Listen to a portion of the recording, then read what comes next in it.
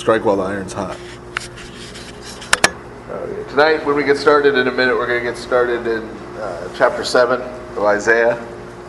We did 1 through 6 last time, a couple weeks ago.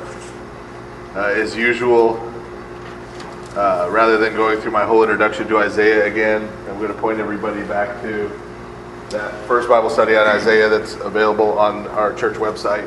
If you go to Sunday Night Bible Study, there's piles and piles of them there. More than you could ever possibly want to hear me talk. So we'll be going ahead and getting started with chapter 7. Tonight we're getting into an interesting part, especially if you're using an Orthodox study Bible, because unfortunately, and if somehow whatever priest it was hears this on the internet, you can call me. I will back this up. Some of the worst translations I've ever seen in a Bible translation in the next few chapters of Isaiah. So we're going to have to talk a little bit about that. There's also some very important passages coming up, but that's probably enough of a tease. Does anybody have any questions or anything left over from last time, or just in general, or no texts yet? Okay, so we'll go ahead and get started then. The beginning of chapter 7. So remember, we're just finishing in chapter 6, was the account of Isaiah's vision that he had, where he was called to become a prophet. And that happened in the year that King Uzziah died. We're now going to pick up at chapter 7. It's going to tell us right off the bat that Isaiah's son is king, right? Because Uzziah just died. So chapter 7, verse 1, it came to pass in the days of Ahaz, the son of Jotham, the son of Uzziah, king of Judah, there came up Rezin, king of Syria, and Pekah, the son of Remaliah, king of Israel, against Jerusalem to war against it, but they could not conquer it. We're going to purchase some goodies. More goodies. Peanut butter cookies. That's right, sir. Yesterday they made us park in the back of the parking lot. We'll start a pass.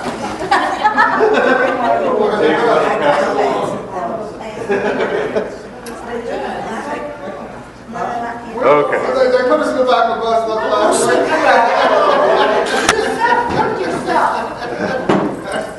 They put us in the back of the bus. So I went to get back there.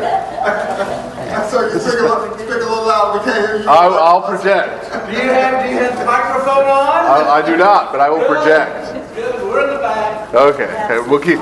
We'll keep those passing around.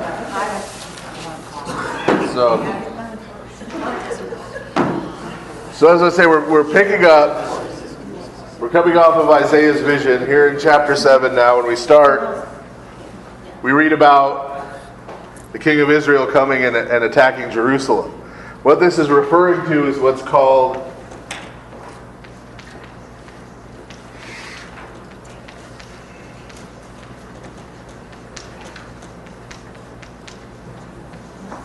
the Syro-Ephraimite War, which we talked about way back in 1 Kings or 3 Kingdoms, the historical account of it there. Now, normally when you have a name of a war like this, you would think, well, the Syro-Ephraimite War, that must mean that the Syrians attacked the Ephraimites, right? Or something similar, that those were the two sides in the war. That is not actually the case in the Syro-Ephraimite War. The Ephraimites, remember Ephraim is one of the tribes of Israel. And specifically it was the biggest, and in terms of where their land was centrally located, tribe in the northern kingdom of Israel. Ephraim was one of the two half-tribes. Ephraim and Manasseh were the two half-tribes that were descended from Joseph, one of the patriarchs. And we talked about back when we finished Genesis, the book of Genesis, about a third of it is the story of Joseph. So Joseph was this huge figure, and then Joseph's descendants we don't really hear a lot about for the rest of the Old Testament. So it's kind of an odd thing. But part of the reason for that is that the main body, when we read closely, in Numbers, when they're parceling out the land and everything, the greatest numbers of people from the tribes were from Manasseh and Ephraim. So in terms of head count, the biggest group among the tribes of Israel, when you put Manasseh and Ephraim together, were the descendants of Joseph. And so we saw in the Psalms that in some of the earliest Psalms, because of that, Israel and Ephraim are used interchangeably. Right? God will refer to bringing Ephraim up out of Egypt. Right? He doesn't mean just the tribe of Ephraim, but it was such a big portion of the population that you could refer to the whole thing as Ephraim.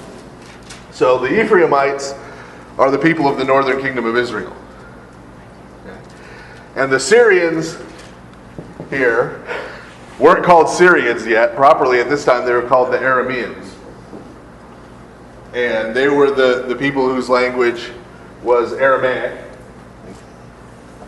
Whose language was Aramaic. They generated the Aramaic language. And the Aramaic language, remember, for most of the time we've been reading about in the Old Testament, the whole Old Testament period up until Alexander the Great comes and conquers the world, Aramaic was the main trade language for the whole world, all the way from the Mediterranean all the way into India and China. We find Aramaic inscriptions dating from this period. It was sort of the international trade language.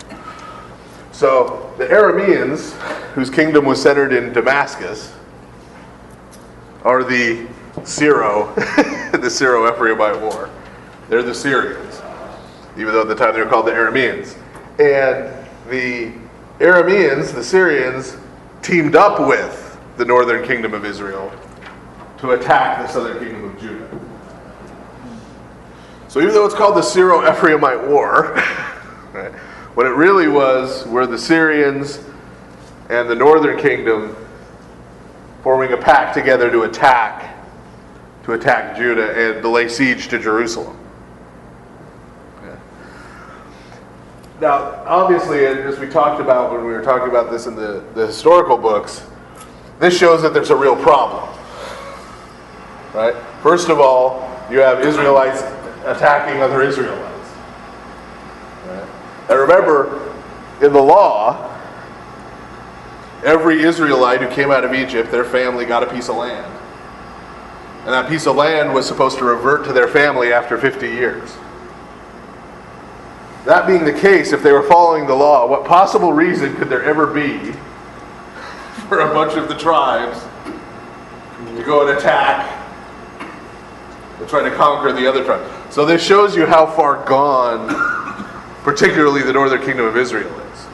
That they're forming alliances with with a pagan nation to come and try and kill and conquer their brethren. So this Syro-Ephraimite war is happening as chapter 7 starts. Okay? And the Arameans and the Israelites are laying siege to Jerusalem, which obviously is the capital of the southern kingdom of Judah. Judah is vastly outnumbered. Judah was basically a tribe and a half, as opposed to 10.5 tribes up in the northern kingdom, and the Syrians to boot. So they're outnumbered, they're being laid siege. This is our setup. So verse 2, then it was reported to the house of David, saying, Syria's forces made an agreement with Ephraim, so his soul and the soul of his people was confounded, as a tree of the woods is shaken by the wind. Right. So, house of David here is the king, right? The royal family in Judah. They hear, we're being attacked by this huge group that has this pact. Outnumbered, they're military superior, and so they're scared. Right? They're scared. Verse 3, then the Lord said to Isaiah, go out now to meet Ahaz, you and Shear-Jashub your son. The Shear-Jashub, a great biblical name that nobody names their kid anymore. I think we ought to go to women and children's. We've had some babies born recently. We should have You baptize them, their name is whatever you call them, so I'm just saying. Wait before I retire. Yeah. What are they going to do to you? Yeah. So, Shar Yeshub in Hebrew means a remnant will be saved. That Yeshuv is the will be saved. The Shar is a remnant, or a piece or a leftover. Okay? So he tells him to take his son with him for a reason. It's not just, hey, now's a good opportunity for your kid to meet the king, right? That's not it. He says, take your son who's been given that particular name to make a point. To make a point to the king. So go out now to meet Ahaz, you and Shar Yeshub, your son, at the end of the aqueduct from the upper pool on the highway to the fuller's field, and say to him, guard yourself and be silent. Do not fear, neither let your soul be disheartened, because of these 2 stubs of smoking firebrands. For when my fierce anger is over, again I shall heal. Right, so what he's calling the 2 stubs of smoking are the Syrians and the Israelites. Right? So they've got this huge military force. He's saying, don't be afraid of them. They're not torches, they're little smoking stubs. These 2 are cigarettes. Yeah, cigarette butts. Yeah, these 2. Verse 5, the son of Syria and the son of Remaliah have plotted evil against you, saying, let us go up against Judah and talk with them, and let us turn them to our side, and let us make the son of Tabal king of it. All right? So we're going to go window into the diplomacy that was going on. All right? So they've laid siege to Jerusalem. This is their demand. They want the rightful king, Ahaz, who's the descendant of David, to surrender, and they're going to put their crony on the throne of Judah to rule over instead of him, and then they'll leave the city alone, and they'll leave the people alone. Verse 7, thus says the Lord of hosts, this counsel shall not continue, nor shall it come to pass. But the head of Syria is Damascus. Nevertheless, in 65 years the kingdom of Ephraim will cease being a people. Also the head of Ephraim is Samaria, and the head of Samaria is Remaliah's son. And if you do not believe this, neither will you understand it. So he says, not only should you not worry about them now, I'm telling you now that in 65 years, not only is this guy not going to be king, there's not going to be an Israel. 65 years, there's not going to be an Israel. So there's nobody to be scared of. Verse 10, moreover, the Lord added this to Ahaz, saying, ask a sign for yourself from the Lord your God. Ask it either in the depth or in the height above. But Ahaz said, I will not ask, nor will I tempt the Lord. Okay, so Isaiah says to him, ask for a sign. And we've talked about how in prophecy often they'll give a sign that happens right now. Right? They'll say, this is going to happen tomorrow, or this is going to happen in a couple of days. And when you see this happen, then you'll know that the rest of my prophecy, that's going to take place 65 years from now, you'll know that it's true because of this other sign. Right? And so this is why in the New Testament, as we mentioned before, the people keep coming up to Jesus and asking for signs. Right? The people keep coming up to him and saying, because he'll teach, he'll say, well, what can you show us something? So we know that you're telling the truth. Right? So he says, ask for a sign. We'll give you a sign so that you'll know you don't have to worry about the Syrians and the Israelites. And Ahaz says, no, I don't need a sign. Right? I'm not going to ask for it. Verse 13, then Isaiah said, hear now, O house of David, is it a small thing for you to weary men, but will you weary the Lord also? Right? Basically, say, God said, ask for a sign. Can we stop the rigmarole? Right? I'm getting tired of this. Do what God has asked you to do. Verse 14, therefore the Lord himself will give you a sign. Now this Isaiah 7 verse 14 here is today probably the most controversial verse of the Old Testament. So we're gonna be here a little while. But start with verse 14. Therefore the Lord himself will give you a sign. You don't want to ask for a sign, okay. God's going to give you one. Okay. Behold, now I'm going to use the Orthodox Study Bible translation here. Behold, the virgin shall conceive and bear a son, and you shall call his name Emmanuel. Butter and honey he shall eat before he knows to prefer evil or choose the good. For before the child knows good or evil, he refuses the evil to choose the good. And the land you fear because of the presence of the two kings will be abandoned. But God will bring the king of Assyria upon you, your people and your father's house, days that have not yet come, from the days of Ephraim took away from Judah the king of the Assyrians. So, here's basically the sign. We've got a sign that the prophecy is going to be true. What was the original prophecy? It gets expanded here a little. The original prophecy was, you don't have to worry about the Syrians. You don't have to worry about the northern kingdom of Israel. 65 years from now, not going to exist. Right now he gets a little more specific. They're not going to exist because the Assyrians are going to come and wipe them out. Assyrians are going to come and wipe them out. By the way, they're going to lay siege to your people too. Right? But the Assyrians are going to come and wipe them out. That's the prophecy. And the sign that God offers to them is that, we're going to talk about this word, depending on what text you're using, either a virgin or a young woman is going to have a son, and before that son is old enough to know right from wrong, right? While he's still a little baby, right? While he's still an infant, before he even reaches maturity, you're going to be delivered from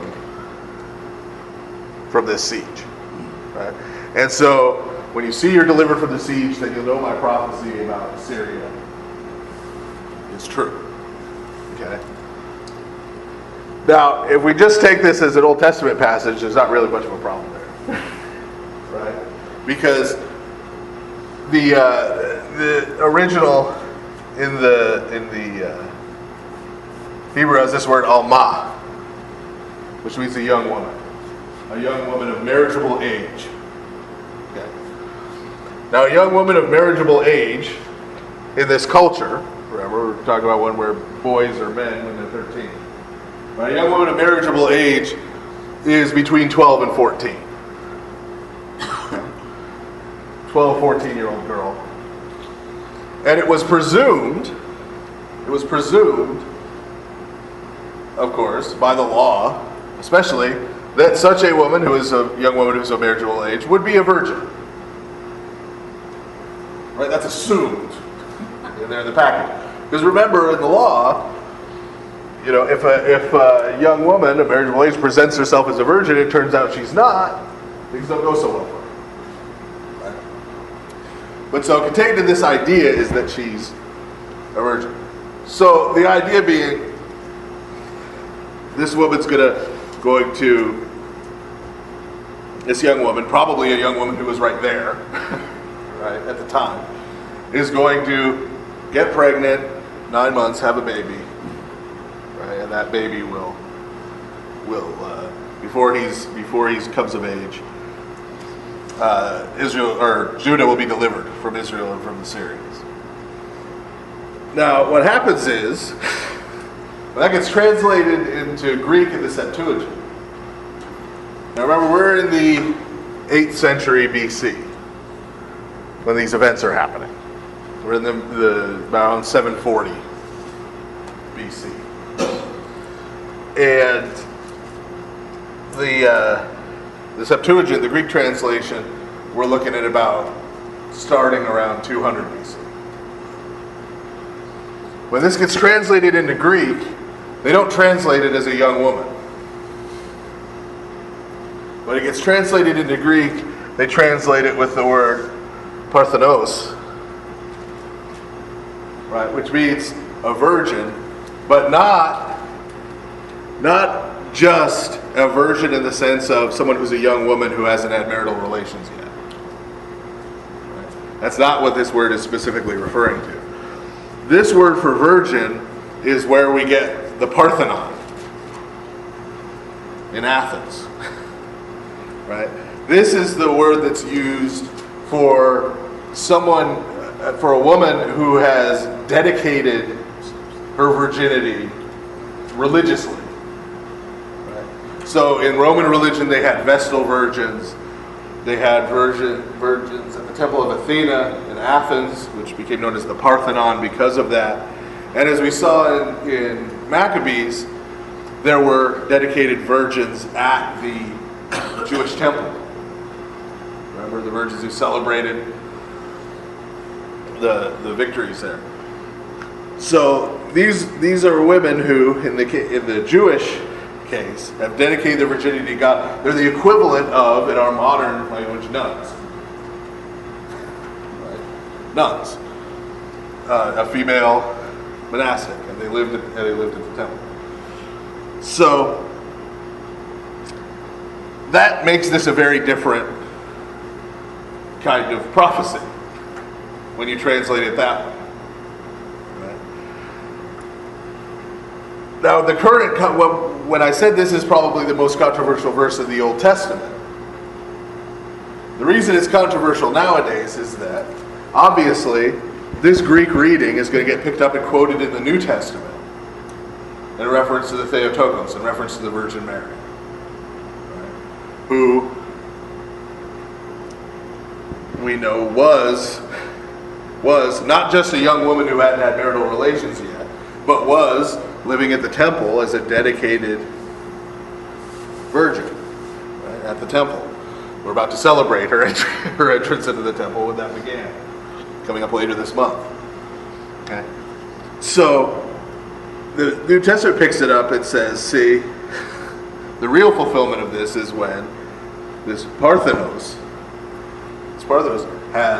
gives birth and has a child, signaling the deliverance of the world. So what people are going to do today, and what makes this such a controversial verse, is people today now want to go back to this Hebrew and to the original context and say, well, see, this isn't anything about a virgin. This is about a young woman. And this is about something that happened in 700 BC. Right? This really has nothing to do with anything that happened in the first century, let alone the Virgin Mary, let alone the idea that someone gave birth without ever having sexual relations. Right? There are a couple problems with that. First of all, and we're going to have to go a little further to see this, but there's a larger context for this. This prophecy didn't end where I stopped reading. I paused here. Right? Because remember where this prophecy started. This prophecy started with Isaiah and his son. A remnant will be saved. Right? Going out to see the king, King Ahaz. Right? And so, yes, he's giving a sign that has to do with this war. Right? That has to do with this crisis you're having right now. These armies that are encircling the city. I'm giving you a sign here that that's going to be okay. But that's not really what the prophecy was. That was just the sign that the prophecy was true. Right? We're getting into what the prophecy is. The prophecy so far is that Assyria is going to come and wipe out Israel, conquer the Arameans, lay siege to Jerusalem, and it's going to go on. It's going to go on. So this immediate sign is part of a bigger prophecy.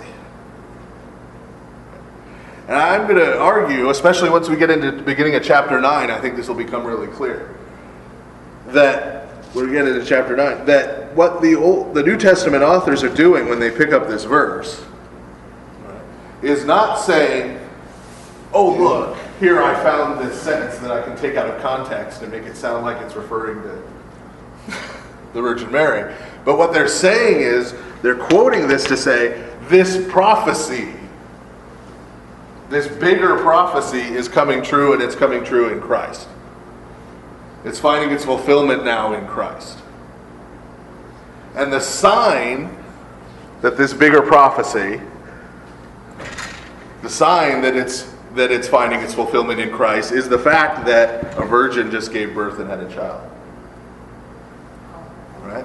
So it's being used as a sign a second time by them. Right? They're not denying this first part. They're not denying what happened in 740 BC. They're saying, but the rest of that, right? The part where the remnant is saved, right? The part where Israel and Judah really find deliverance and restoration, that part is starting to come true now.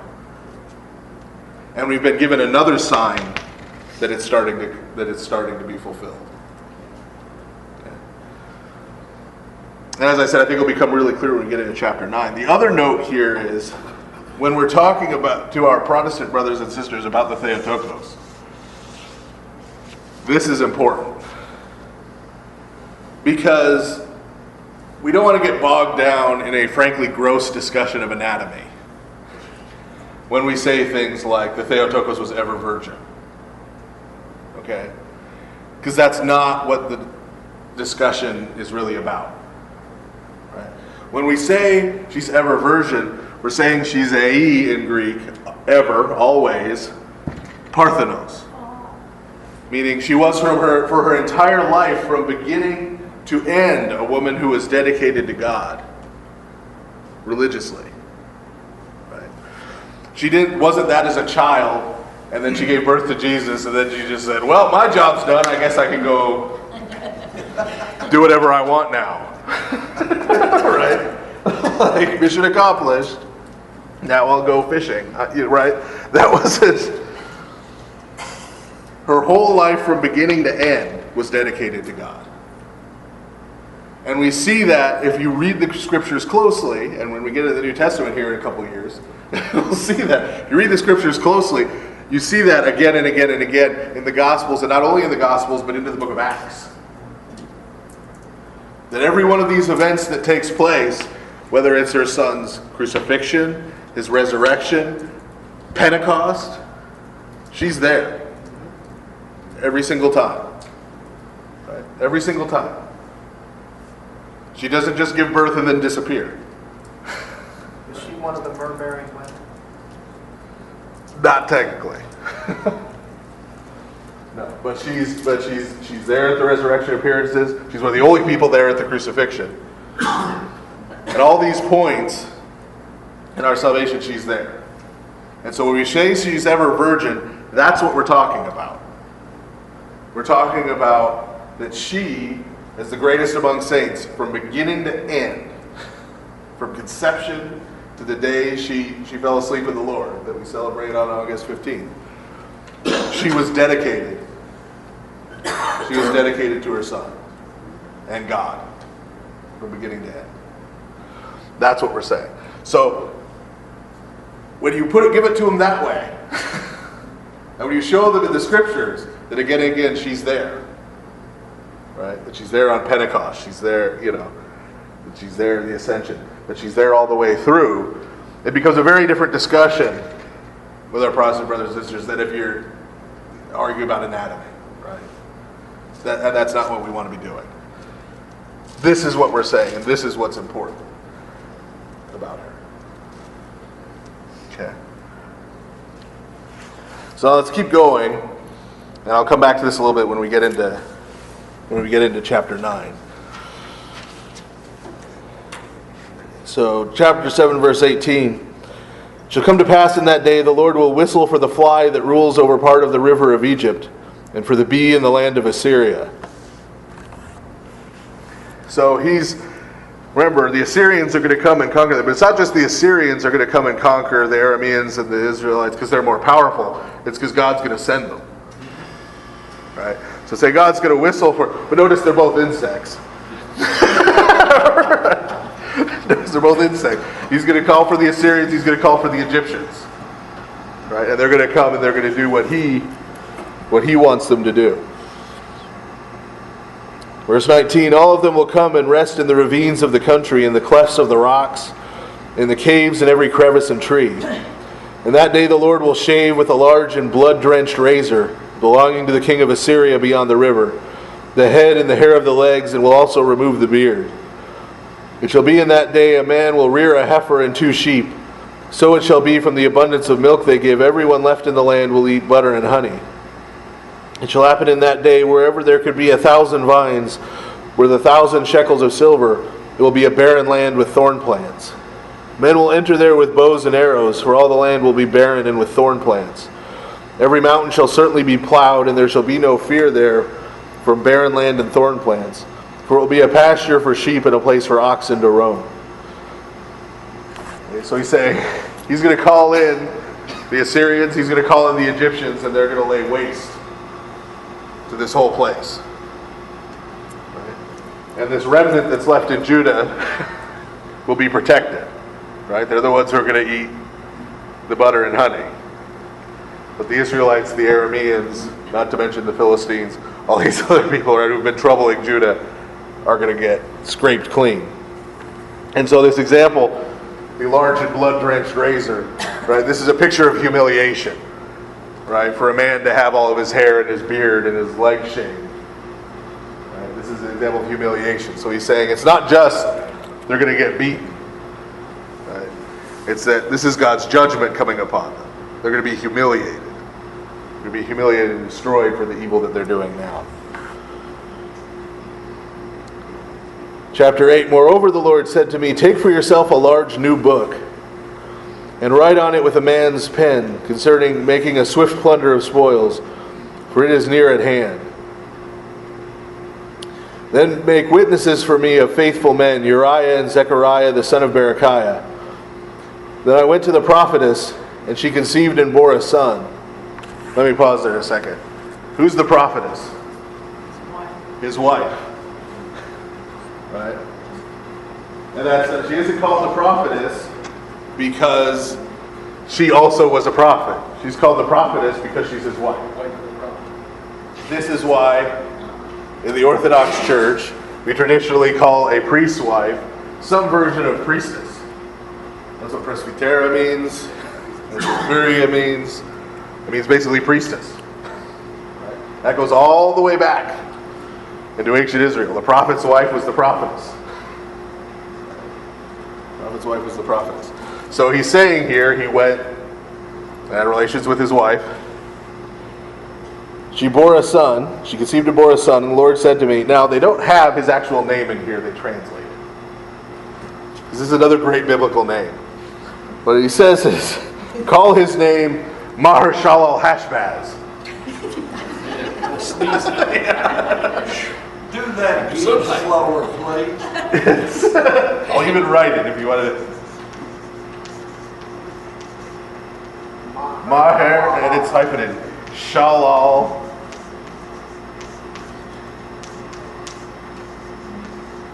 Hash, like your Waffle House hash browns. Scattered some other than cover. And Baz. Maher Shalal Hashbaz.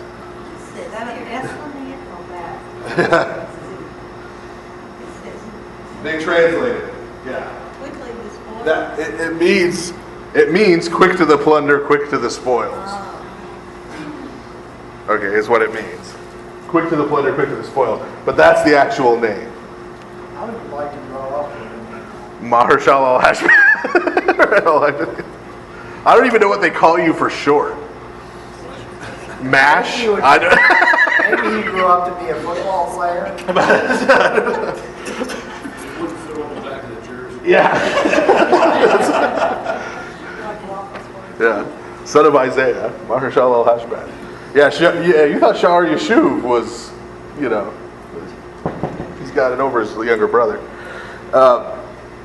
So he says, this is another one. We've seen this before, right? With those, like with Hosea, right? When he took a prostitute for a wife, he said, "Go and name your child."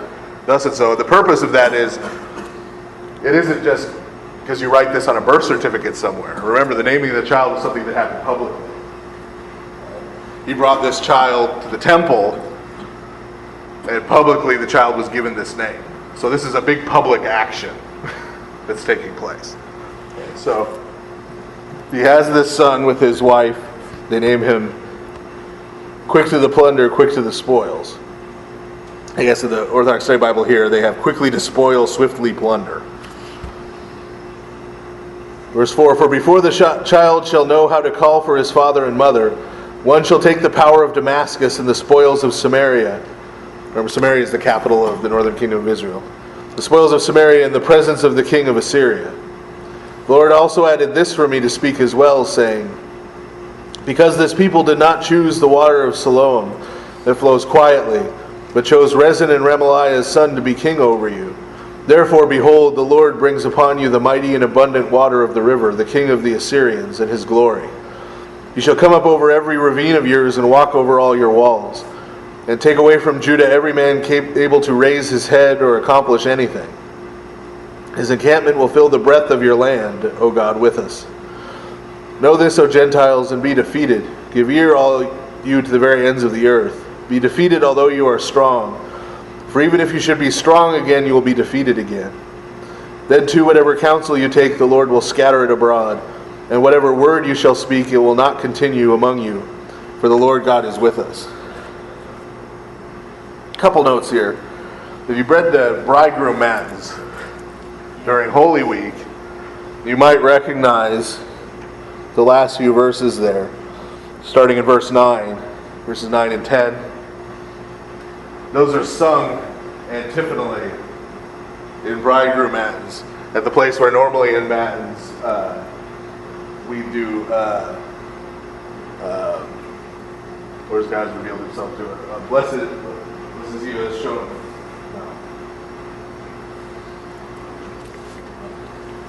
Our translation is gone from my head.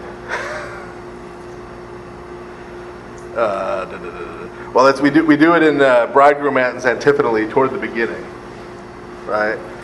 For God is with us. Yeah, right. Know this, O Gentiles, and be defeated, right? For God is with us, from the end of verse 10, right? And we go back and forth in these verses. Be defeated, although you're strong. For even if you should be strong again, you will be defeated again. For God is with us. So this is the original context of that, right? And so what he's saying at the beginning there in verse 6, because his people did not choose the water of Siloam that flows quietly, right? The water of Siloam, you play on the title Siloam, peace, right? The peaceful waters, which would be the house of David, right? That's who God chose to rule over his people, right? Was the house of David. They chose Rezin and Remaliah's son, meaning the brother of the king of Israel, who they were trying to prop up, right? He's saying, because you wanted him instead of the descendant of David, when Assyria comes, they're going to wipe out, they're going to walk over the walls, they're going to wipe things out completely. So this passage was talking about the nations. The nations it's talking about are specifically the Arameans and the northern kingdom of Israel. Pause for a second and note, God just called the northern kingdom of Israel Gentiles. Right? He just called them Gentiles. So this is over. Now, why do we sing that during bridegroom matins? Well, as I said, it's another pointer. Again, we're getting closer to chapter 9. But it's another pointer that New Testament writers of the church see the bigger part of this prophecy, the bigger part, as being fulfilled in Christ. Especially since that's what Emmanuel means more. Right. God's with, right. So we're building to that. That's where we're going here. But let's continue verse 11. Thus says the Lord, With a strong hand they rebel against the course of the way of this people, saying that you should not say it is hard. For whatever this people says is hard, but do not be afraid of their terror, nor be troubled. Sanctify the Lord himself, and he shall be your fear. So if you trust in him, he shall be as a sanctuary for you, and shall not come against him as a stumbling stone, nor as a rock of disaster. But the house of Jacob lies in wait with a snare, and those in Jerusalem with a trap. Therefore many among them shall be powerless and fall and be broken, and men who are in safety shall draw near and be conquered. Then they who seal the law so as not to learn it themselves shall be evident. But one will say, I shall wait for God, who turned his face away from the house of Jacob, and I will trust in him. Behold, I and the children God gave me. Okay, so he's basically, this is contrasting. He's saying to the people in Jerusalem, if you want to make it through this, right? If you want to make it through this, then you need to trust in God and just God. Because what's the biggest, sort of the capstone sin that the northern kingdom of Israel has now committed? The big sin they've now committed is that they've turned on the rest of God's people and they've allied themselves with the Arameans. So they basically just become another Gentile nation. Right? So what's going to be the temptation? And we're going to see this play out when we get to the book of Jeremiah. What's going to be the temptation for the people of Judah and Jerusalem? We've got this overwhelming military force coming at us. It's the formed alliance yourselves. You had Egypt on the phone. The proverbial phone. Right? Let's go talk to Egypt. Who doesn't like the Arameans? Well, the Egyptians don't like the Arameans. Right? Let's talk to the Egyptians. Maybe we could form an alliance with the Egyptians and they'll help us fight back. Right? Or, God's saying the Assyrians are going to come. Maybe we should get in touch with the Assyrians. Right? Maybe we should try and form an alliance there. And he's saying, don't do it. Don't do it. Because the people who go down that path are going to end in Judah. The people of Judah and Jerusalem who go down that path are going to end up just like the Arameans and the Israelites. And so the answer is this example. I shall wait for God who turned his face away from the house of Jacob, and I will trust in him. Behold, I and the children God gave me. Then continuing in verse 18, this will be for signs and wonders in the house of Israel from the Lord of hosts who dwells in Mount Zion. Okay, now, this is the part where we get to one of the worst translations I've ever read. With apologies to Father whoever it was, I'm not sure. So if they should say to you, seek those who call from the earth and are ventriloquists, who speak from the belly, should not a nation seek their God? Why do they seek the dead on behalf of the living? Okay, I don't know where they got ventriloquists. The part that they translate first as who speak from the earth, speak those from the earth, is referring to conjuring up the spirits of the dead. Right. It's referring to conjuring up the spirits of the dead who are buried beneath the earth. Okay, and the part that they translate as ventriloquists, who speak from the belly, this is in verse 19 of chapter 8. In the Orthodox Study Bible, it's the bad translation. The ventriloquists who speak from the belly is really something more like people who murmur and mutter, right? The idea being like a medium who's in a trance, right? So they're talking about diviners and spiritists. They're not talking about Edgar Bergen and Charlie McCarthy. He's not saying you should go burn them. It's saying, when the people, when they come to you, right, we're in this dark hour, they're laying siege to Jerusalem. Right, when they come to you and they say, we need to go talk to the diviners and the spiritists, we need to go to find out what's going to happen. Right? Find out what's going to happen. Right. That's who it says, should not a nation seek their God? Why do they beseech the dead on the behalf of the living? Right. This is that, going all the way back to Deuteronomy, you don't go to the spiritists and the diviners and the people who are reading animal entrails and throwing dice and things to try and predict the future, right? You go to your God. And God has told you what he wants you to do and what's required of you. And so you don't need to worry. You can use these other means. Verse 20, he gave the law to help them, so as not to speak such a word as this, concerning which word there are no gifts to offer with it. That's basically going back to, you've got the law, right? You've got the Torah, you've got the teaching. God told you how to live your life. That's what you should be worried about. If you're living your life the way God has commanded you to live it, then you don't have to worry about what happens tomorrow. Verse 21, thus a harsh famine will come upon you, and it shall be, when you are hungry you will be grieved, and speak badly of your ruler and the idols. Then they shall look up to heaven above, and on the earth below, and behold tribulation, distress, and darkness. There will be severe despair and darkness, so dark one cannot see. And the one who is in despair shall be perplexed, but only for a time. So, there's going to be this period of darkness, spiritual darkness. So our prophecy is continued, right? The Assyrians are going to come, they're going to wipe out the Arameans, they're going to wipe out the northern kingdom of Israel, they're going to lay siege to Jerusalem. Jerusalem, the remnant that's going to be spared are going to be those who put their trust in God. Right? And then there's going to be this period of darkness. Okay? Now we get to another really bad translation. That's in the Orthodox Study Bible. This is not the translator's fault. Okay, this is the fault of them not using a critical edition of the Septuagint. Because there is here, at the beginning of chapter 9 in Isaiah, a passage that looks like a textbook example of what we would call scribal interpolation, meaning, obviously we didn't have the printing press until the 16th century AD.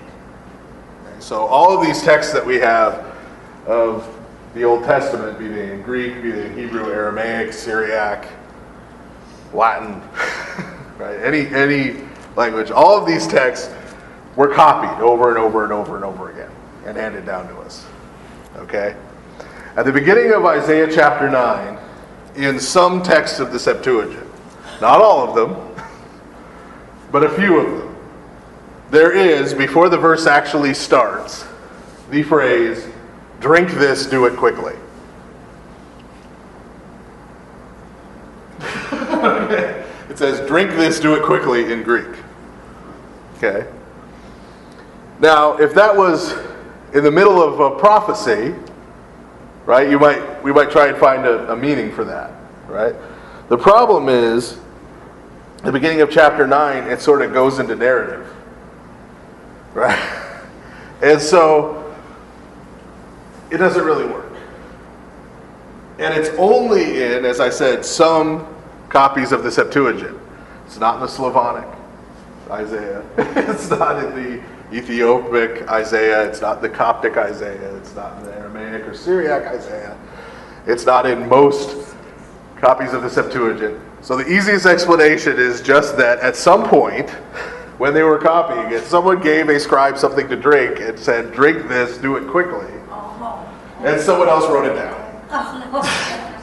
And then, because Bible copyists are very strict, the next guy, when he came to that part of the verse, even though it makes no sense, he just copied it.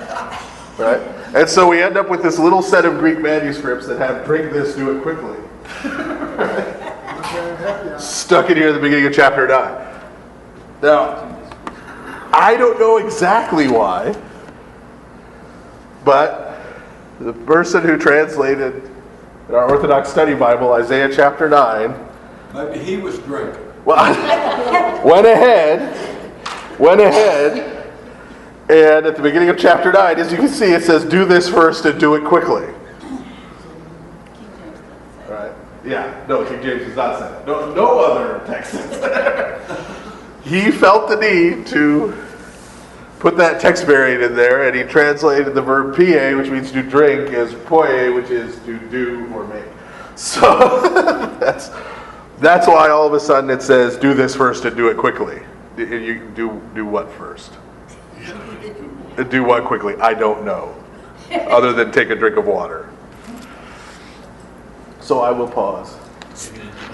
Take it. And take a drink. And do it quickly. So, back into chapter 9.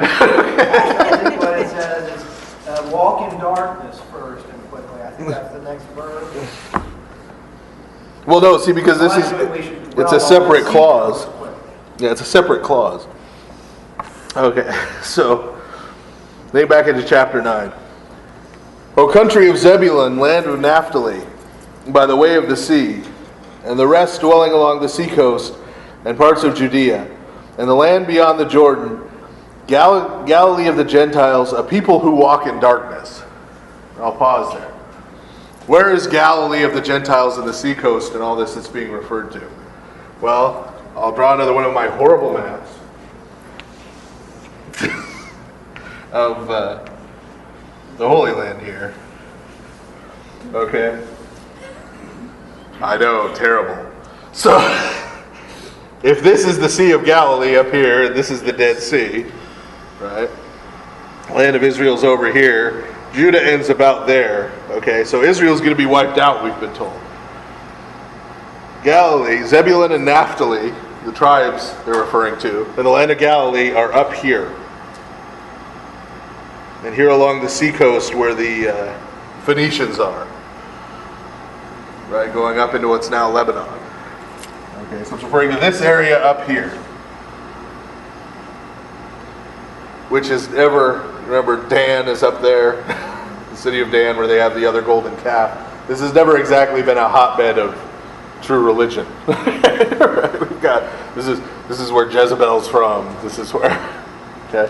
So this is the land they're referring to here. So this is definitely a land, this is definitely a people who walk in darkness.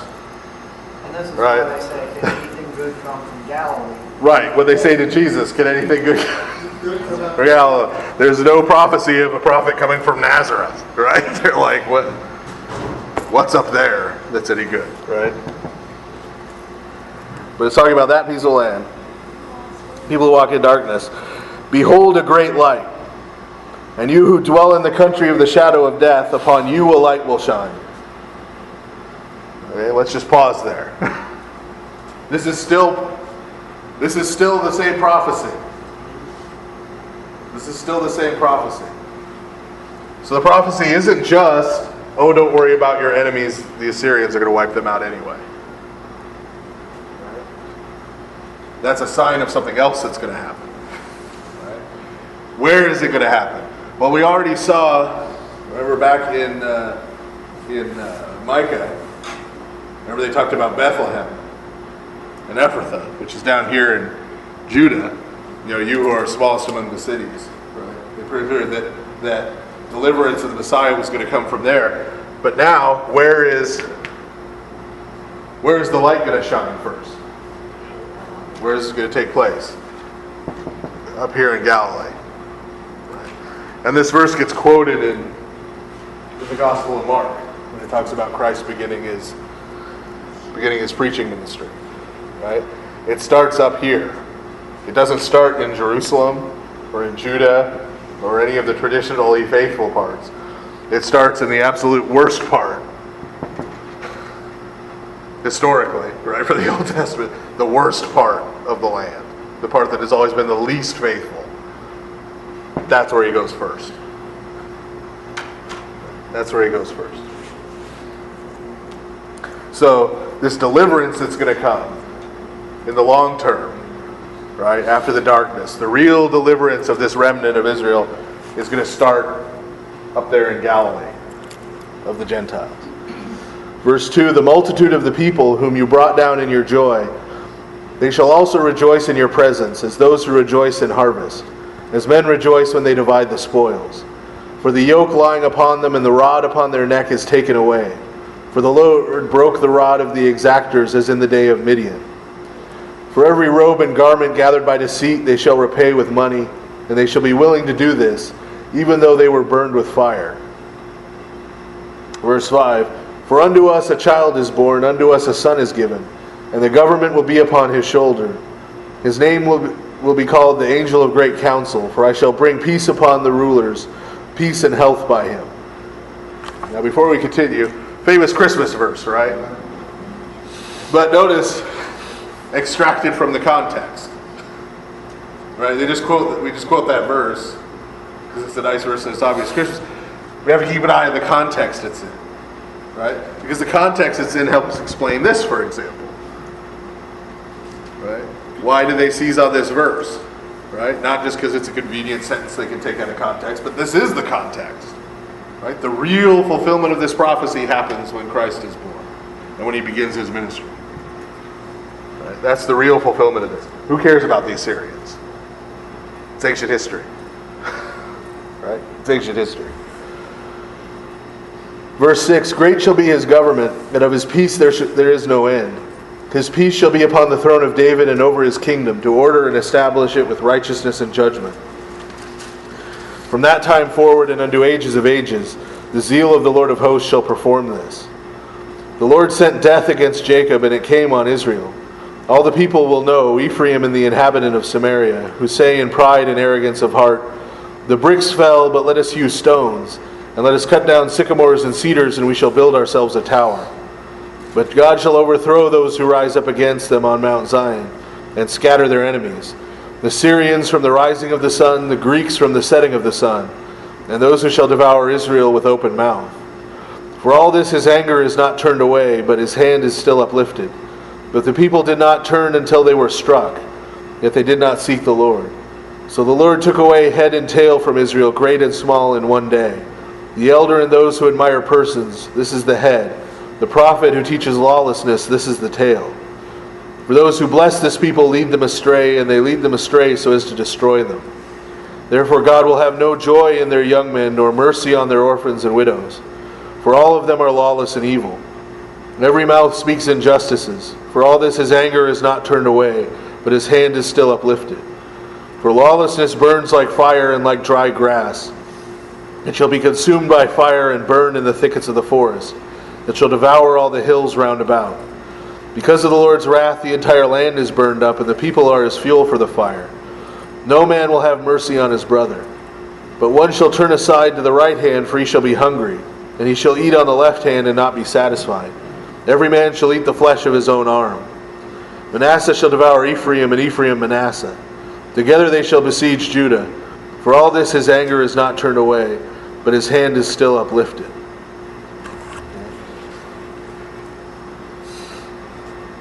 So, question. The way a lot of people will read this passage is, well, we have our nice verse, unto us a child is born, oh, that's about Jesus. And then we go to this passage about judgment coming upon Israel. And they say, oh, well, now we're going back to the Assyrians. My question is that what we've seen in the other prophets? The other prophets, and even from the beginning of Isaiah, in Isaiah 1 through 5, to kind of summarize it, we get sort of this timetable laid out. Right? And what's the time label? When the time of darkness ends and the Messiah comes, what happens? Israel gets judged. Right? Israel gets judged. It's the day of the Lord for Israel. It's not the first coming, it's the second coming. No, this is the first coming. This is the first coming. First coming, Israel is judged, and a remnant, a pure remnant, is preserved.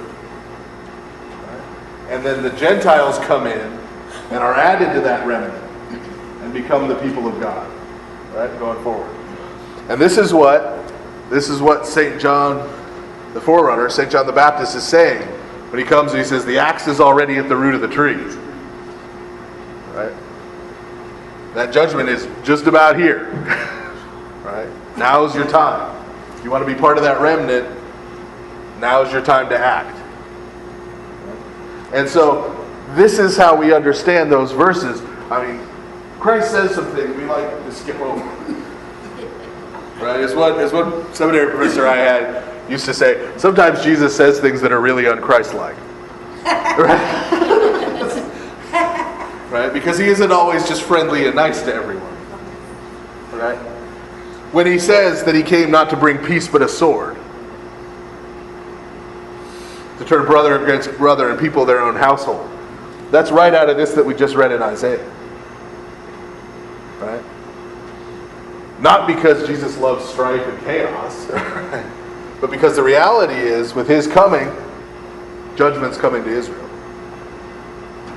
Right? This is the last shot. This is the last chance. Right? This is the owner of the vineyard. He sends his servants and they kill them. Right? They saw Isaiah in half. Now he sends his son. They're going to either accept him or they're going to murder him. And they end up murdering him. Right? But this is the crucial moment here for Israel when Christ comes the first time. When he comes the second time, it's for the whole world, Gentiles included. Okay. So that's what we're seeing. We're seeing the same pattern laid out here. This is why at the beginning, right, verse 11, he says he'll take care of the Syrians when they attack his people. And he'll take care of the Greeks. The Greeks are still about 5 centuries off. Right? Right? He's like, but when the Greeks show up, I'll take care of them too. Right down the line. Don't worry about them. The people who they need to be, the person they need to be concerned about isn't the Arameans, isn't the northern kingdom of Israel, isn't the Assyrians, isn't the Greeks.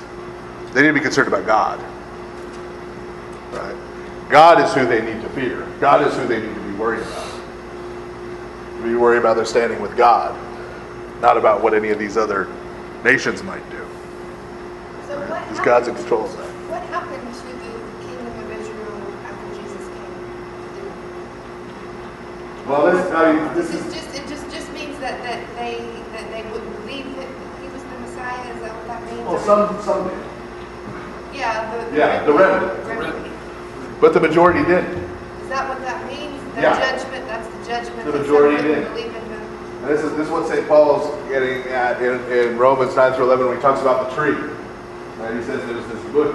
Abraham's at the root. Right? And there are all these branches that have been cut off because they didn't have faith, they didn't believe. Right? They rejected Christ. And then there's these other wild branches, the Gentiles, who have been grafted in to the bush now. Right? That's the image he's talking about. But the fact that they were going to reject him, I mean, that was prophesied. We saw that all the way back in Deuteronomy. Deuteronomy, part of the curse that God pronounced when he said, when you disobey me, part of the curse was he said, your life will hang before your eyes and you won't recognize it. Yeah. All the way back in Deuteronomy. Right? He predicted that Christ would hang there right in front of them. And they wouldn't recognize it. They wouldn't realize what was happening. Because they were so blinded by their sin. Right? That they rejected.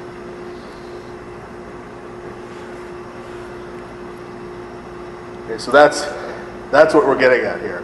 God's saying, I'll take care of your enemies. You need to worry about, again, what he's been saying all along. The Torah, I told you how you need to be living your life. Worry about that. Don't worry about trying to predict the future. Don't worry about invasions. Don't worry about these other things. I'll take care of you. You need to be doing what you know to be doing. Chapter 10, woe to those who write evil things. For when they write such things, they turn aside judgment from the poor, and rob judgment from the needy of my people, that the widow may be their prey and the orphan a spoil. What will they do in the day of visitation? For affliction will come to you from afar, and to whom will you flee for help? Where will you leave your glory, so as not to fall into captivity? For all this his anger is not turned away, but his hand is still uplifted. So that's sort of the finish of that, right? There's nowhere you're going to go and hide from God's judgment when God's judgment comes, right? And when he talks about their glory, all these things you're trusting in now, your riches, your wealth, where are you going to hide that? Where you're going to be able to keep it afterwards? Obviously, you're not. But now, verse 5, there's a turn here, because remember, God's been talking about he's going to use the Egyptians, he's especially going to use the Assyrians to come and wipe out the Arameans and the northern kingdom of Israel. But lest someone think that the Assyrians are somehow, as we see, the Assyrians were far from a noble people. Right? The Assyrians are about as wicked as they come. God's now going to talk about the Assyrians. Right? Woe to the Assyrians! The rod of my anger and wrath are in their hands. Isn't that an interesting juxtaposition? Right? The rod of my anger and my wrath, meaning I'm using them to dish out judgment that's from me. But woe to them. But woe to them. I will send my wrath against a lawless nation, and I will order my people to seize spoils and plunder, to trample down their cities and turn them into dust.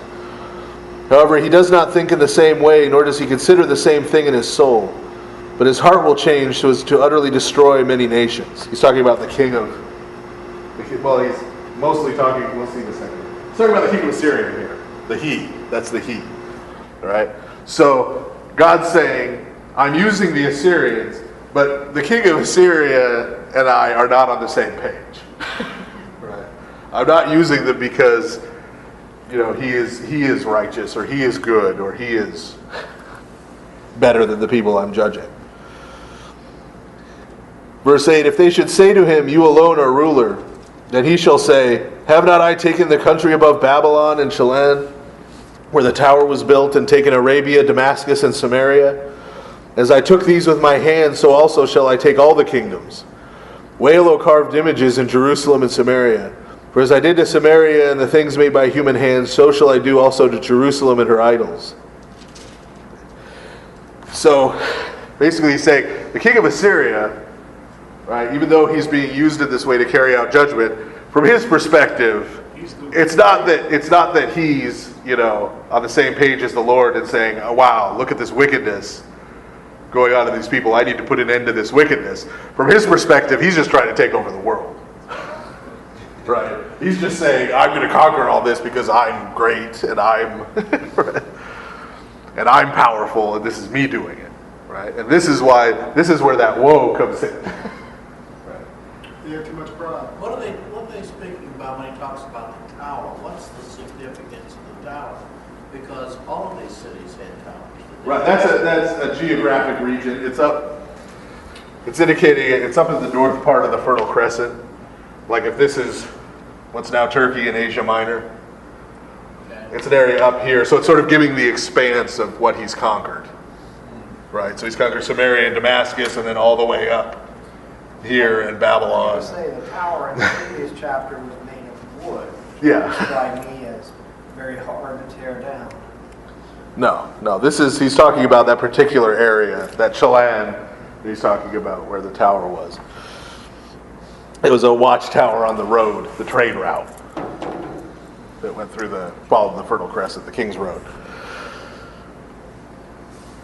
Verse 12, but it shall come to pass when the Lord has completed all he will do on Mount Zion and in Jerusalem, he will go against the arrogant heart of the king of the Assyrians, and the glory of his haughty looks. For he said, I shall act in my strength, and by the wisdom of my understanding. I also shall remove the boundaries of the nations and plunder their strength. I shall shake their inhabited cities. I shall overtake with my hand all the inhabited world as a nest, and take them as eggs that have been left. There is no one who can escape or oppose me. So God's saying, once I'm done with my judgment, then I'll deal with the Assyrians. Then I'll deal with the king of Assyria and his wickedness. Verse 15, shall the axe glorify itself without him who chops with it? Or shall the saw exalt itself without him who saws with it? It is likewise if one should lift a rod or a piece of wood. Right? So he's saying this is like an axe bragging about how it chopped down a tree.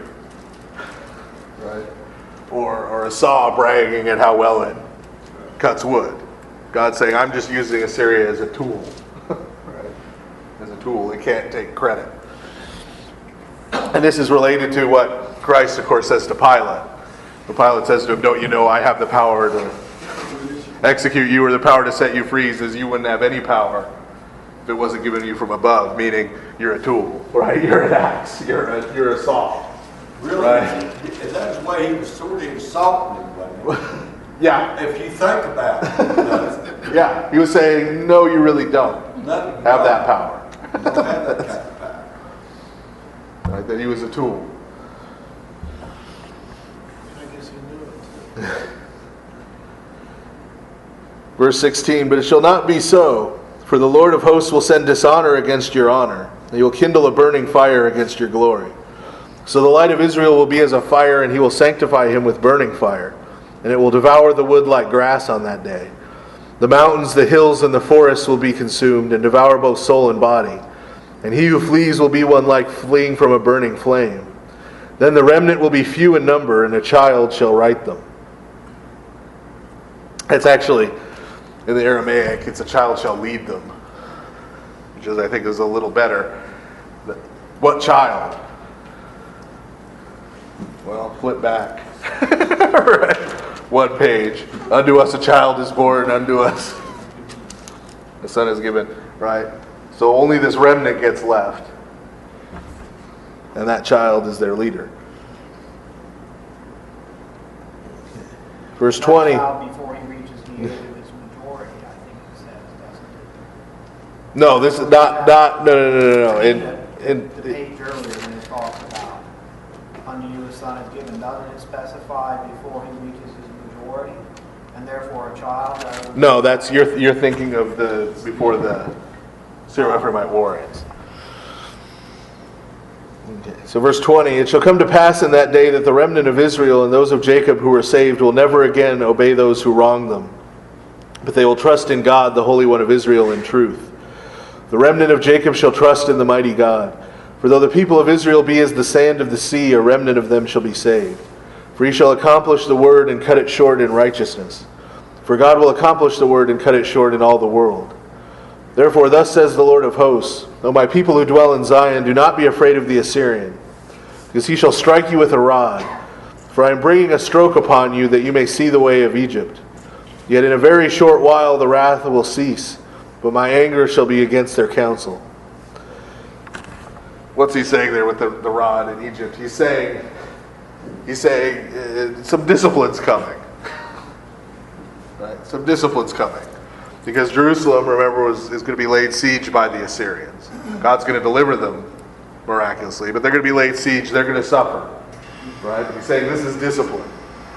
And I'm giving you a little discipline so that to remind you of Egypt, where they were slaves in Egypt. Right? And he delivered them. Right? So he's saying, I'm going to discipline you a little, and then I'm going to deliver you so that you remember. Right? That it's me who delivers you.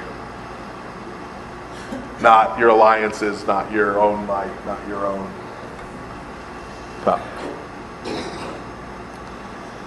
Verse 26, for God will stir up enemies against them as it was in the stroke against Midian in that place of affliction. And his anger shall be by way of the sea and the way that leads to Egypt. Thus it shall come to pass in that day, his fear will be taken from you and his yoke from your shoulder, for the yoke shall be destroyed from off your shoulders. For he shall come to the city of Aiath and pass on to Migron, and place his property at Mishmash. He will pass along the valley and arrive at Aiath. Fear will seize Ramah, the city of Saul. The daughter of Gallim will flee. Laish will hear, Anathoth will hear. Madmenah was astounded, so too the inhabitants of Gibeon. Urge them today to remain in the way. Comfort with your hand the mountain, the daughter of Zion, and the hills in Jerusalem. For behold, the Master, the Lord of hosts, will trouble the glorious ones with power, and the haughty in pride shall be crushed. The lofty will be humbled, and the high and mighty shall fall by the sword, and Lebanon with its high and mighty ones.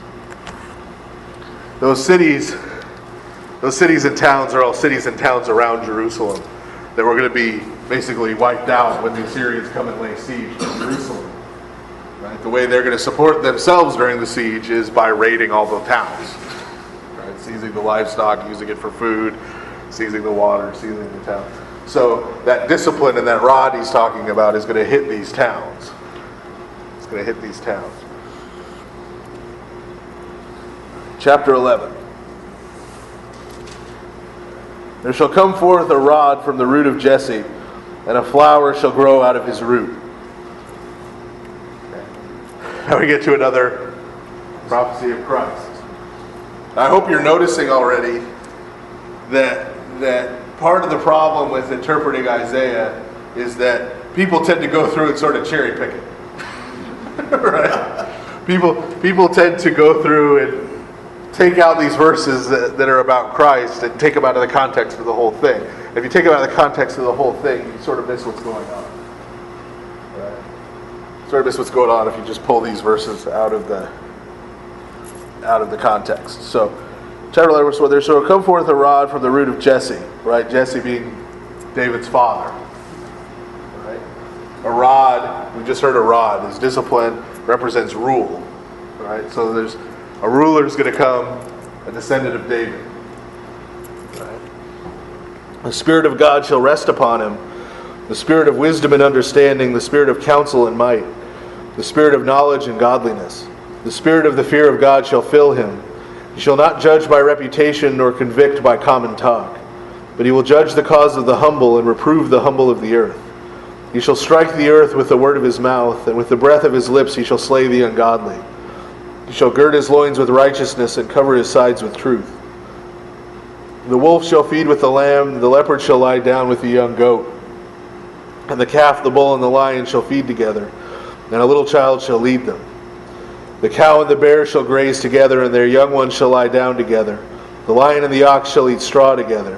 The nursing child shall play by the hole of asps, and the weaned child shall put his hand in the den of asps. They shall not hurt nor be able to destroy anyone on my holy mountain. For the whole world shall be filled with the knowledge of the Lord, as much water covers the seas. So, now we're getting another picture. Same language used before about the child, right? In fact, we even get this again the second time, and a child will lead them, where we get this reference back to this child. This king, it was a king descended from David, and told before the government will be on his shoulders, right? But now we're in this new context, right? We're this new context because previously, right, he comes and there's this winnowing, there's this judgment on Israel, right? That's the context when he comes, judgment on Israel. Now he comes, and what happens? Well, the ungodly cease to exist, right? They're destroyed by the breath of his mouth, right? And the whole world, the whole creation is transformed, right? Is transformed by his coming. So the first coming has to do with this judgment coming on Israel. Now we have this second coming to the whole world, where creation is restored to this language calling us back to Eden, right? Calling us back to ending the overarching problems. Verse 10, it shall come to pass in that day that there shall be a root of Jesse who shall arise to rule nations. Nations plural. The Gentiles shall hope in him, and his resting place shall be honorable. Right? So he's not coming here, right? Saying to rule over a patch of land next to the Mediterranean, right? It's the whole world. And he's not being worshipped by just the people of Israel. He's being worshipped by all the nations and ruling over all the nations. Verse 11, it shall come to pass in that day that the Lord will show his hand again to be zealous for the remnant left of his people, left by the Assyrians and by Egypt, Babylon, and Ethiopia, and by the Elamites, and from the rising of the sun and out of Arabia. He shall set up a sign for the Gentiles, and will assemble the lost ones of Israel. He shall gather together the dispersed of Judah from the four corners of the earth. Right? So there's this new people of God put together from this remnant, right? The remnant that's gathered from all over the earth, and the Gentiles who have come to worship him as well. Also the envy of Ephraim shall depart, and the enemies of Judah shall be destroyed. Ephraim shall not envy Judah, and Judah shall not afflict Ephraim. They shall spread sails on the ships of foreigners, and together they shall plunder the sea and the people of the east and Edom. They shall lay their hands first on Moab, but the sons of Ammon shall obey them first. The Lord shall make desolate the sea of Egypt. He will lay his hand on the river with a violent wind, and will strike the seven channels, that men might pass across it in sandals. There shall be a highway for the remnant of my people in Egypt, and it will be for Israel as in the day he came out of the land of Egypt. So, yeah. These, what he is giving you, like the seven channels, okay? Right, that's the Nile Delta, yeah. Is that what that is? The seven channels? I was just wondering, because it's like everybody should know where these places are, right? Right, yeah, the seven channels are the Nile Delta, the seven channels of the Nile.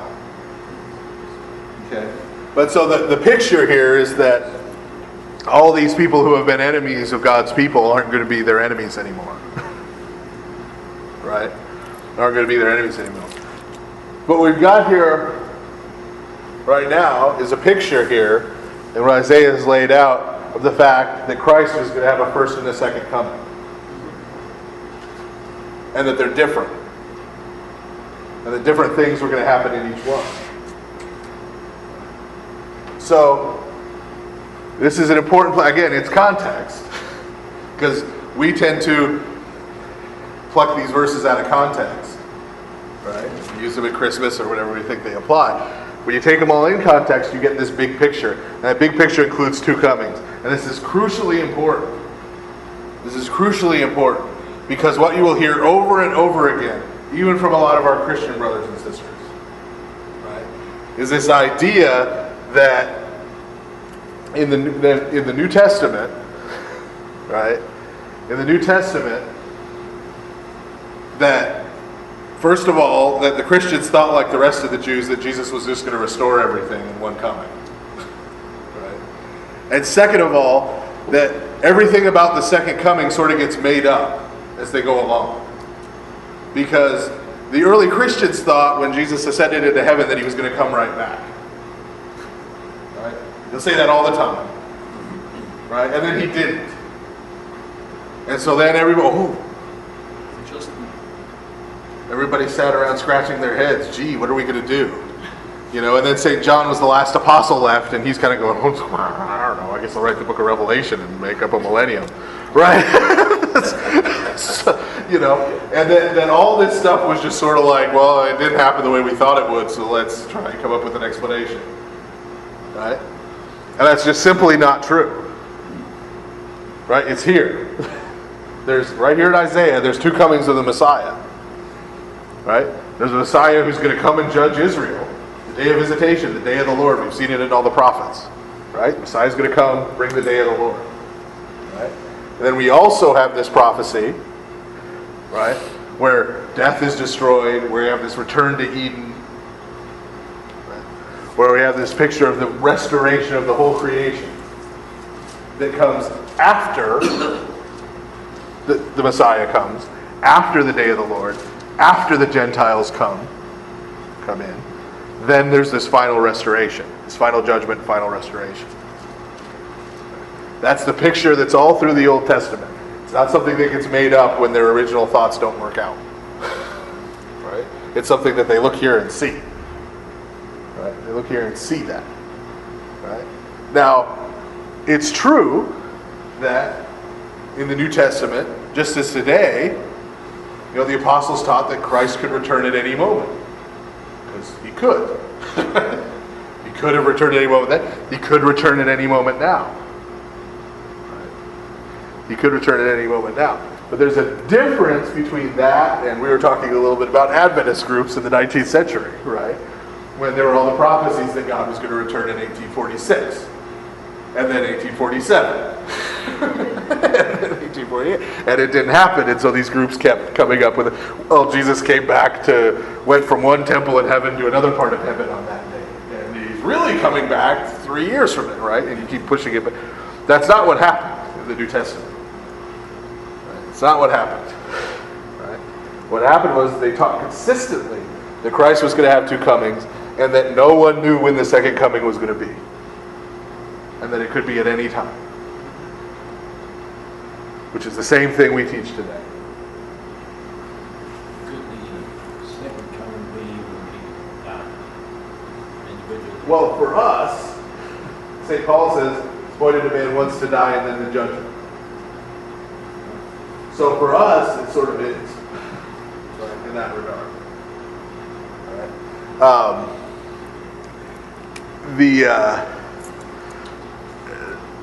But that's not to deny that there is going to be an actual event, an actual historical event of the second coming that we don't know when. But and this is what St. Paul is talking about in 1 Thessalonians. Right? Those of us who die in the Lord before that. Right. Experience the presence of the Lord, experience a foretaste of what that judgment is going to be. And then when Christ returns, the dead in Christ rise first, and then those who are still alive are all brought before. They're all brought before the Son.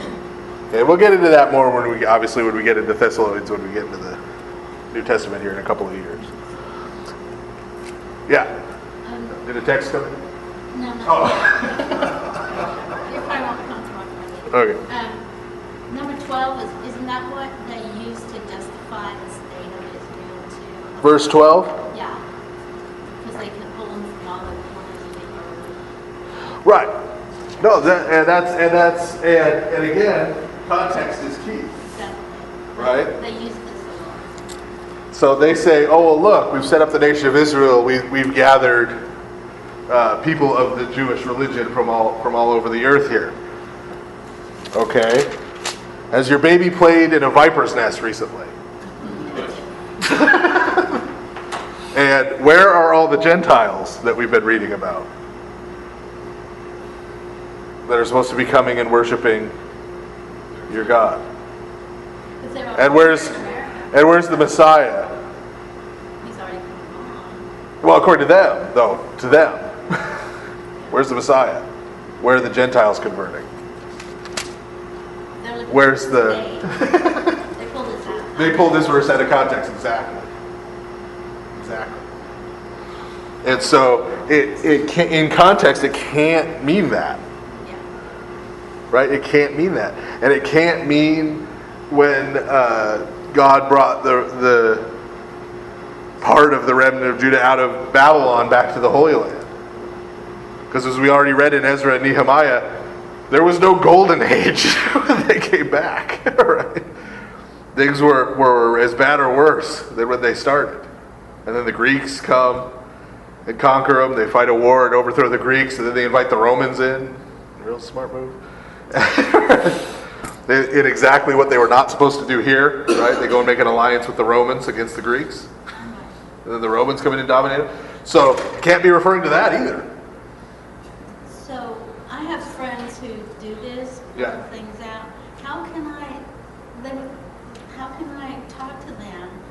They won't look at the whole context because my one friend, the one's who text me, she says that's what the Lord gives her this knowledge and she interprets the Bible through her thing, her Right. own mind. So how can I talk to her? Well, without being mean, Yeah, because and this is the hard part of what I'm about to say, you have to take her to a passage like, I wouldn't do this in the Orthodox Study Bible because of the translation, but with our friends the ventriloquists. Right? right. How do we learn what God wants us to learn from scriptures? Not through trances and visions Or what they feel the Holy Spirit. or So how- subjective impressions, Yeah, that's what she used. right? Subjective impressions, right? What does it say? It says you go back to the law, the Torah, what God has given you, right? So the way we know what this text means is we read this text, the whole thing. Because these chapter and verse divisions are a very recent thing. They weren't there originally. They weren't there originally. So you would read the whole book of Isaiah in one sitting. Or the whole chapter. Well, the first divisions of it, if you want to know, we're done around of the Isaiah. We're done. I was just talking to Brother Scott about this actually. About 1000 AD by the Masoretes, and it was broken up into sections for chanting in the synagogue. And so there's all these markers. Here's the middle of the sentence, so you know where to shift your verse and everything. That's why it was broken up originally. It was broken up so it could be chanted and sung and used in worship. Because obviously, sitting down and reading the whole book of Isaiah, on a Saturday morning in the synagogue or on a Sunday morning in church, not everybody's cup of tea. So it was broken up into readings, right? Maybe an all-night vigil. But when it was broken up into readings, right, this wasn't done by any kind of church council or any kind of divine decree, right? It was convenience. So that doesn't mean that context is now irrelevant. We just have to, I can take any verse and it's... Right? So you have to take a chunk that's an actual chunk, right? Because Isaiah, these things are introduced, right? Here's the prophecy given to Isaiah to this person at this time.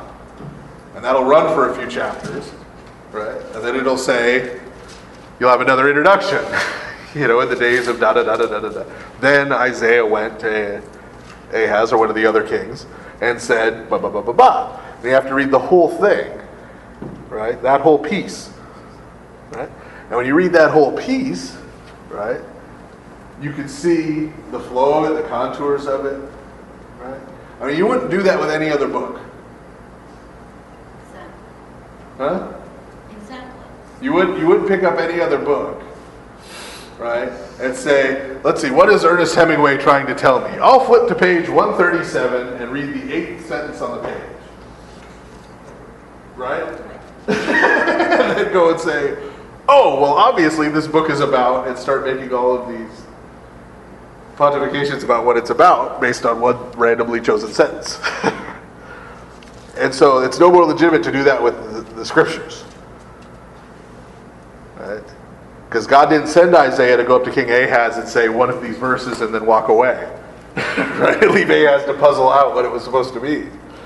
Right? He said this whole thing to Ahaz because he's trying to communicate this whole series of events. Right? This whole series of events to him. And that gets lost if you just... Right? So, that's what you have to try to explain. Because ultimately, if a person is just saying, well, I'm just going to interpret it however it subjectively hits me, you can't ever have any kind of discussion with them. Because even if what they say it means is the exact opposite of what everyone else thinks it means, they don't care because that's what, that's how it strikes them. So you have to be delicate with it, but you have to say, look, God's trying to teach us something through this. We have to be trying to figure out what God is trying to teach us. Not just how it strikes us. And so we have to take it the way God has given it to us, which is in pretty big chunks. Well, then my question is then, when we begin with verse 15 and go to the end. In which chapter? Chapter 11. Okay. We're talking then really, or this is saying the second coming of the Lord. Because these are events of catastrophic. This is like... Right, this is expanding out what it said about the Messiah, the ungodly destroyed by the breath of his mouth. Okay. All of these nations that have been the enemies and harassed and abused God's people, right, are now all going to be defeated. But depending, okay, well then how shall I take this when he said the Sea of Egypt will be desolate? Right, what he's saying there, it's an image of, it's compared with the parting of the Red Sea, right? Yes. Or the reeds of Yam Suf, when they left Egypt, right? He's saying God's going to blow and the whole Nile Delta will dry up, right? Remember, they worship the Nile as a god, right? Whole Nile's going to dry up. Yes. Right? And it's going to become a highway for God's people. Right. Come and go. So it's like the power of Egypt is going to be, Egypt is no longer going to be this power that harasses and afflicts God's people. But they're going to be defeated and overcome. But then he says, then in 16, there shall be a highway of the remnant of my people in Egypt and for Israel. Okay. Right. It's like Egypt and Israel are going to be joined as friends almost. Right. As remnant. Right. Coming back and forth the highway. Right, because Egypt is one of those nations that the Messiah is going to rule over. Okay. And his people are going to worship the Lord as well. And Egypt. So these enemies are no longer going to be the enemies of the people. Yeah. So it's not talking about animals at all. No. No, because unfortunately, the people who would be the Moabites and the Ammonites, like say Jordan, and he talks about Arabia, they're not friends with No, I'm talking the about modern nation. I know, that's what I'm saying. You could try and make that with just Egypt, but there's other nations mentioned there too, who aren't real friendly with the nation of Israel.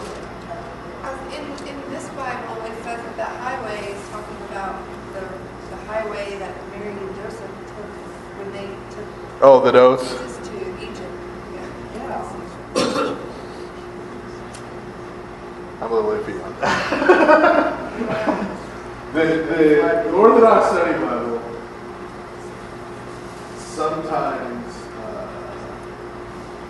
I'm not going to say it doesn't mean that, but I don't think that's the primary. I don't think that's the primary focus. Because I think it's very clearly, the rest of this passage is very clearly talking about Christ's second coming. And we're going to see that same imagery when we get to Revelation 21, when it talks about the new heavens and the new earth, the lion and the lamb lying down together, and it's all the same imagery we saw in the first part of the chapter. So I think they're a little bit taken down. But on the other hand, it is true that Christ came out of Egypt back to the land. I don't think in context that's what this is referring to. Because look what's going on there. But yeah, I don't.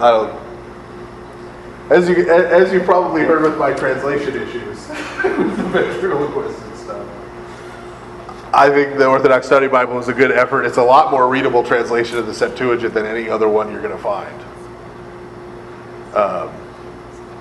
So I very much like it, but the notes I don't always agree with. The notes vary a lot depending on who did. The individual books of the Old and New Testament were done by different people. And so you'll notice some of the books have a ton of notes, and some of them have almost no notes. That's part of that, depending on who did it. So this would be one I don't think that's what's primarily in focus.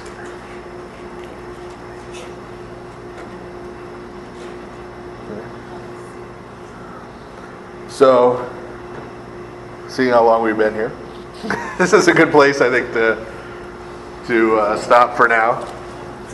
And we're not going to have class next week because I'm going to be driving back from Kentucky. Then we got the choir festival. And the choir festival's in the afternoon at 3. Thanksgiving dinner and the choir festival. I'm going to be in Kentucky filling in for Father Tom Galloway next weekend, who's going on vacation. No, he's going on vacation, so I'm filling in for him. So I'm going to miss the choir festival. But that's where I am next weekend. I didn't run away and join the circus. I'm filling in for a priest on vacation in Lexington, Kentucky. So, but I will be driving back probably. Although who knows, if I get out of there fast, I might try and make the end of the choir festival. We'll see. But we're not going to have Bible study next week. So in 2 weeks, Mr. Bill. we'll be back and pick up here in chapter 12. Okay. Thanks everybody for your attention. Can I keep break for a second? Yeah.